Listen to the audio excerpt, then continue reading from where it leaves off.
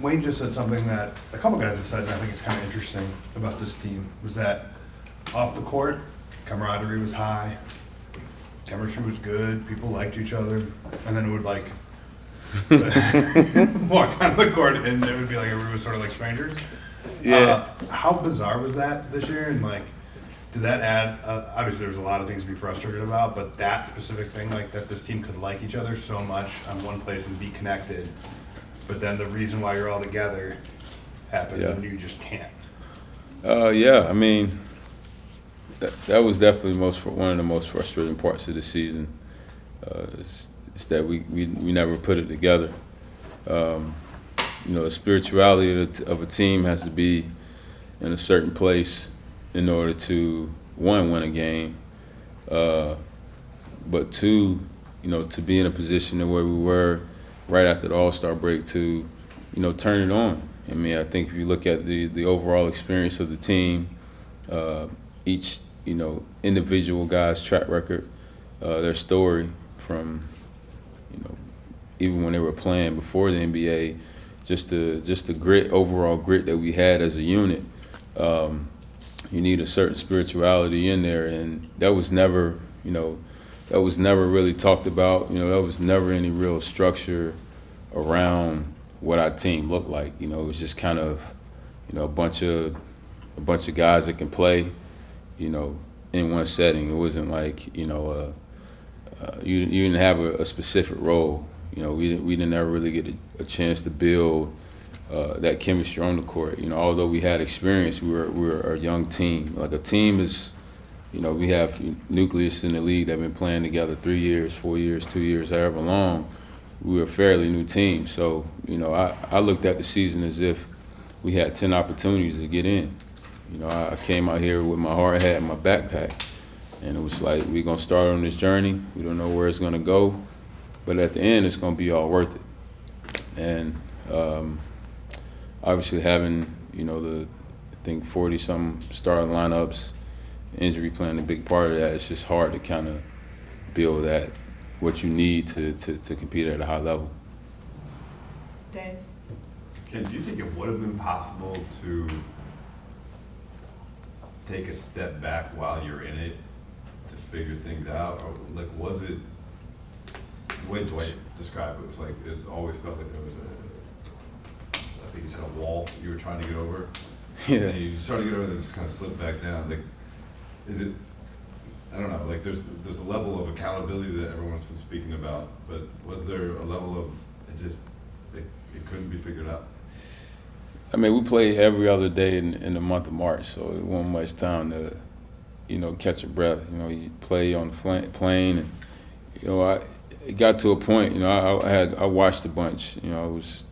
I call it fortunate enough. Now, obviously, when you're going through it, it's terrible. But I was able to kind of watch, and there were triggers that would happen almost every game to where we get to this certain point and something happens and then it's boom. We couldn't come out of the half most games. Like we'll have a stellar first half and the first 6 minutes of the third quarter just freaking. So that goes back, to the last point of, the spirituality. Like I think when you have a collective, a good spirit as a team, collectively you understand the process. You're on the same page. You're in the same boat. But we all, most guys had their own. Some guys had speedboats. Some guys had pontoons. We were all kind of over the place.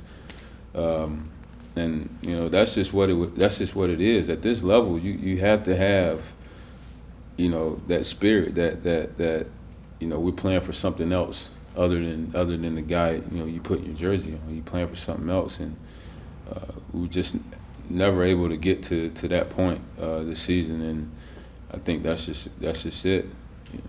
Do you think there's any lesson to be learned for the league to bring 11? I think it was 11 new players. It ended up being way more than 11 because yeah, that's true. Onto a roster with the stated goal of a championship, and actually believe that to be realistic. I mean, yeah, to an extent, but I think where we finish is well below where we could have done had we had, some of the other smaller things. Like, I mean, it's the games we were losing. I think we lost to OKC, we lost to Houston, and nothing against those young guys because they are there playing hard and playing fast. Like we didn't even get to a point to where we could play a game within a game. We go to Houston and we trying to go, up and down, running at them all night. Oh, let's take the air out of the ball. Let's make them take, terrible shots and let's just out execute them. They're young, they're a young team. Like we can beat teams that way. Let them hang around, and we get a couple stops in the middle of the fourth to go up 15, and then that's game. Like we never really got to a point to where we started playing, the game within the game. It was just kind of, go out. This night was different. Every night was different. One guy had the ball, and it's just kind of it's hard to. I mean, I'm sure for you guys it was kind of hard to see, what direction we were going all season. So. It was just as frustrating sitting over there watching it. Yeah. Based to that end, and this might be hard to articulate, but when there's that many vets and guys that have achieved so much, and all of that is happening, is it a little bit difficult too, in just terms of direction, or when you see somebody that's had success and maybe what on the court that day with that group isn't quite the same as what it's been in previous spots for anybody? Like how does that get managed with so many vets that are coming together like that? I mean that's a loaded question. I mean, at the end of the day, we didn't get it done, and that may be just saying we don't know as much as we thought we knew individually, or the season just ended, so obviously it's just going to take time to kind of dissect it to that level. But I mean, I just think overall, the spirit it came down to spirit. It just came down to the want, to the lack of unselfishness, like just the small things that you can alleviate to help uplift your team. Like I said, we had. An amazing group of guys, top to bottom. Like I probably spent one-on-one time with, basically everybody on the roster at some point. Great guys, but we just never really, you talked about team. It was never really about. If I don't have it going tonight, I know my teammate got me. I think that's what depth represents. Depth doesn't necessarily mean, oh, he's missed, he's missed, 10 out of his last 12 shots. Let's take him out and put this guy in and start him tonight. That's not what depth is. Like, guys get a rhythm throughout the season. It's a long year. Like, it's ebbs and flows. I mean, you can predict something. You can predict, if a guy's going to play well or not. I mean, I'm a huge golfer, and, Scotty Scheffler's killing it on the front nine. I'm like, 10's going to be a little sketchy. He bogeys 10, and then he picks it back up. That's just how. I mean, it's always it's an ebb and flow to a year, and some people getting in the moment, being in an opportunity. Like for me this year with the summer I had, and I was just ready to just kind of just like inject positive juju into everyone, all my guys, and I tried that all season. I tried that, and you just get worn out, especially when you can't get out there and play with that joy. That stuff's contagious. So, yeah, I mean, I'm rambling a bit, but I ain't really have much time to kind of dissect it either. We can do therapy. It works. Yeah. The news of the day, the first comment of Paul coming off the season is Frank's no longer the head coach of the Lakers. The spiritual aspect you talk about with the team. How much is that on the head coach, and where is that coming from elsewhere? I mean, I think it's collective. Like I said, all getting in the same boat. There was a point in time in the year where, he would say, "Come on, guys, we have a chance," and it just didn't hold the same weight. And Coach, I was looking forward to playing for Coach Vogel. Honestly, defensive-minded guy. He grew up in the Eastern Conference. With Indiana, I grew up in the East as a player as well. The physicality, all those things. But, going through things like this, with the pressures, everyone handles it differently. And I'm sure he's going to get, he's going to grow a lot from the situation. That's so everyone that went through it, even the people that worked in the organization this year, and during a year like this, where the expectation and the energy was so right, but, we didn't get anything from it. And my massage therapist this year, Jerry, told me, sometimes the best gifts come wrapped in sandpaper. So, that's, you just kind of taking a stride. I'm sure he's going to learn a lot from this moving forward. And like I said, I'm sure we all are, but, he's got a championship. He has a good pedigree. And, that defensive backbone should take him a long ways. Ken, I want to go back to something you said about triggers, and it sounds like you're talking about, start of the third quarter, or I'm thinking back to like when you guys were giving up big first quarter leads. That's kind of what you're talking about. Yep, spot on. Is it, I'm sure these things were identified and talked about within the team, but did it feel like kind of looking at the problem and examining it and trying to like set your energy in it didn't really solve some of those triggers? Well, yeah, so this is the thing about the NBA. A lot of it is just understanding moments, knowing how to come out against a team, or knowing what to do on the fly when a team hasn't gone against you. Like, a lot of it just boils down to experience. Like, I've been in the trenches. We had some guys that were out of the rotation that had been through the fire, that could have easily been a huge crutch until, some other guys got going. Like,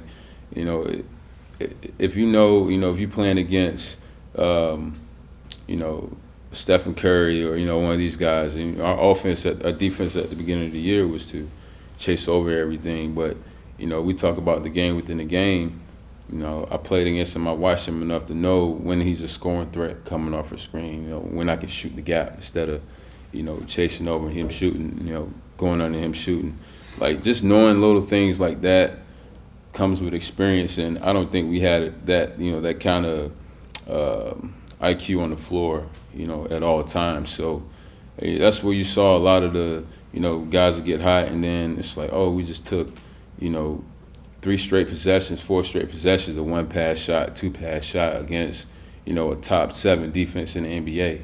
And they're probably really good in transition as well. So, they go on 12-2 run, 8-0 run like that, especially in this game where we're trying to create so many possessions and they're running back at us as well. Like, it's a snowball effect. And that's why you saw, we'd be down 29-13 in the first, or we'd give up a 44-point third quarter. Like, that's the way you got to look at the game. It's not necessarily defensive breakdowns. It's like, how can we help ourselves? And structure does that. At the end of a game, you put in a defensive unit, but you create offense through structure, through movement, through, we gonna run delay action. We're gonna run a wedge roll on the side. We're gonna run, coach like to run 5-up triple. That's gonna create floor balance, and that's gonna create guys knowing where they're gonna be. And that's how you stop those things. But if you don't have the IQ on the floor to understand that collectively